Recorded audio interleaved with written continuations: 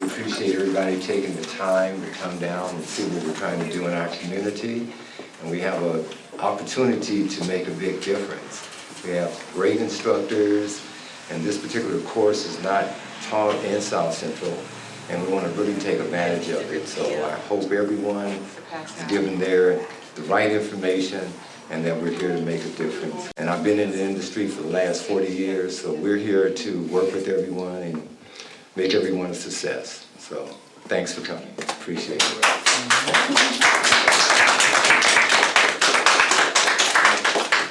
Emma got run over by a reindeer. Oh, I walked in. Oh, no.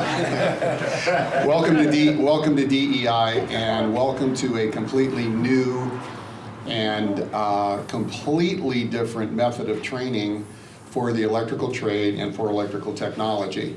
I don't know how much time you have spent investigating training programs here in Southern California and how they train, but DEI is a completely fresh take, a fresh look, and a 100% different methodology in training.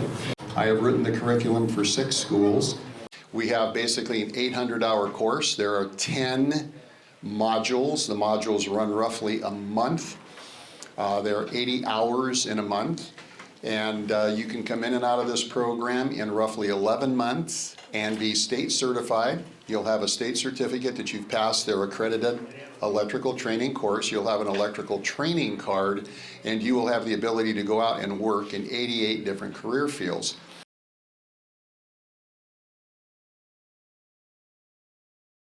I grew up in Lakewood. Actually, I grew up in a city called Hawaiian Gardens, very, very low-income city. I went to school there and graduated, got a job, got laid off a couple of times, so went to college, became an electrician, and I've been doing this for the last 18 years. And they sent me to electronics training, and that was the start of my formal training in electricity. I was trained in radar, and I was in the Marine Corps until 1956 when I left the Marine Corps. I worked for a period of time for IBM. I left IBM to go back to college, or to go to college, and I went to University of Miami, where I graduated with a degree in electrical engineering. My strength is in theory, electrical theory, and mathematics, and so I will be teaching the introductory the first course in the school. But I studied in Honduras, industrial mechanic. I studied electrical. Then when I moved here, I started to build a new school, a public building. I started to work with a construction company, with Maddox and Stable Construction Company, till 1990. But I built my own company. When I was working there, I get a couple of engineers partners, and we started to work on construction. Hi, my name is Wesley Prophet, and I am both a clinical psychologist and a lawyer as far as my background is concerned. I grew up about half a block from where this school now sits, and there is plenty of room for more electricians.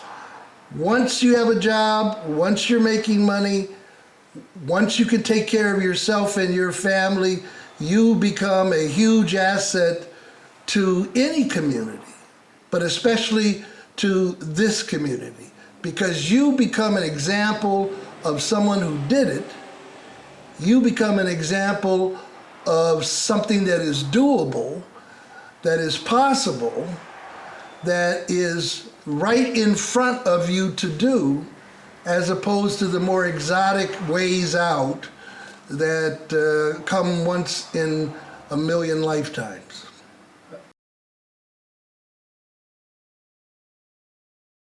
One thing that we're going to do to accommodate students that have dropped out of high school without a high school diploma is to reverse our 720-hour curriculum.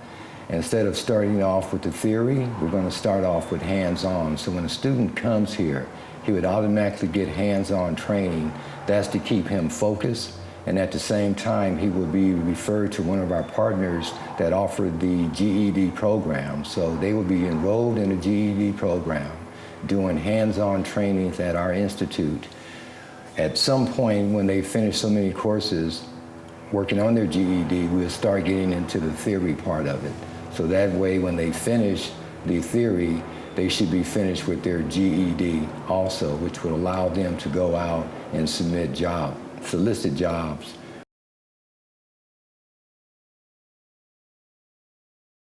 What's your name? My name's Alex. And what do you think of the open house? I think it's a really good opportunity for older people to get back into school and have a career ahead of them. Good, very interesting, and for my brother, it interests me for my brother. He just he finished high school, and he doesn't know what to do. So I think This will be something for him. Mm-hmm.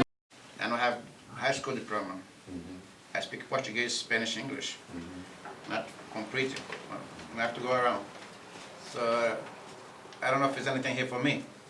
I don't know how I'm going to pay for something like this. My name is James Don Ellis. Why are you down here today? You know, from word of mouth, since Reaganomics wiped out the middle class, the only middle class jobs you have is the trades. Plumbing, electrician, air conditioning, and refrigeration. And the reason I'm down here is in order to get a new trade. As we get older, we have to retool ourselves because technology is outpacing us. So it's a continual education experience that you have to learn. And I'm here in order to learn. It says in the Bible, you give a man a fish, eat for a day. I don't want you to give me nothing, but you teach me how to fish, I'll eat for a lifetime.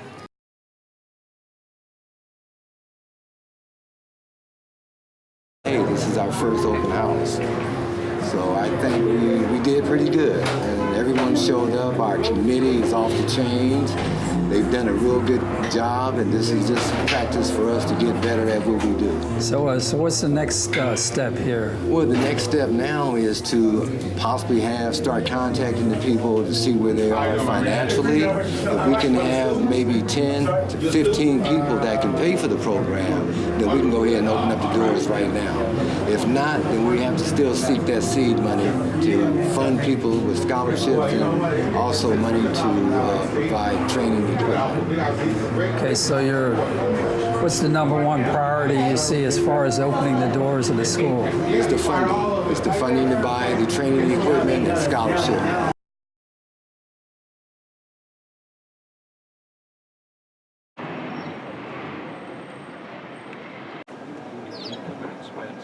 Okay, if it's not too much. Without further ado, we have a guest today, and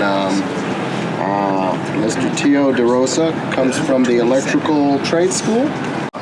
And we're just trying to provide some opportunity to young people and give other people a second chance that may have not taken advantage of graduating from high school, to provide a good job so they can take care of their families and provide for their kids. So I was able to put together this school, and we have 3 electrical contractors, state electrical contractors, provide additional training. Our instructors have over 30 years experience in electrical trades, and we're also a 501c3 nonprofit, and we're just out trying to make a difference in our community and do something. And I feel that electrical would be one of the best ones. I'm an electrical contractor. I've been in the industry for over 45 years. There's a lot of opportunity out there, and we just really want to give back to the community and make a difference. So that really sums everything up. Is the school open now? No, it's not. We're seeking seed money to buy training equipment. We already have an agreement with Siemens that once we get our students to a certain level, then they will take them in for internship. So your training is in fact a certification. Yes. It gives them the ability to then go to work. Yes, oh yes, because without the training ID card, the C-1 contractor cannot hire anyone. They must have that card. So how can we help you? Well, right now we're starting a campaign, start fundraising, because a lot of our students cannot afford to pay the $9,500 curriculum. And we're really right now looking for supporters who can come in and help us fundraise so we can submit scholarships to our students. Well, let me just briefly say I got interested because I'm an ex-teacher from Tennessee.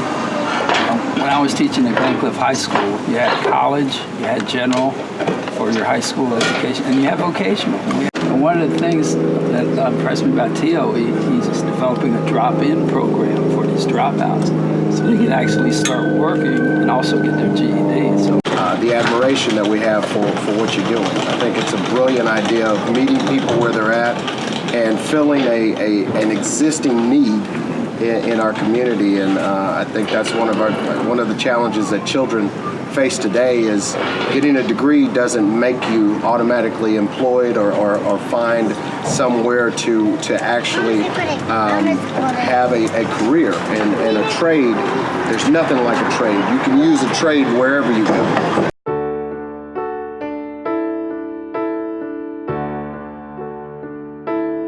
I don't walk like you. Each step is a mountain I climb.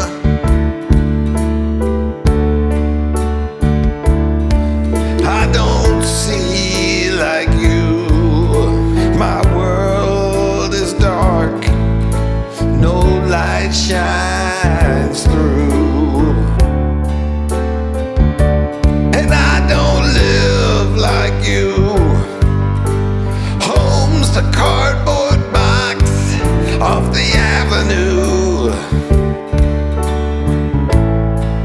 But I dream like you. One day, oh, one day I will fly. One day I will fly.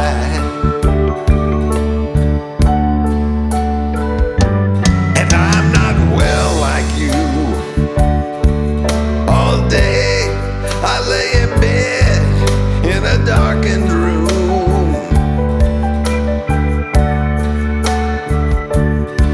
I don't hear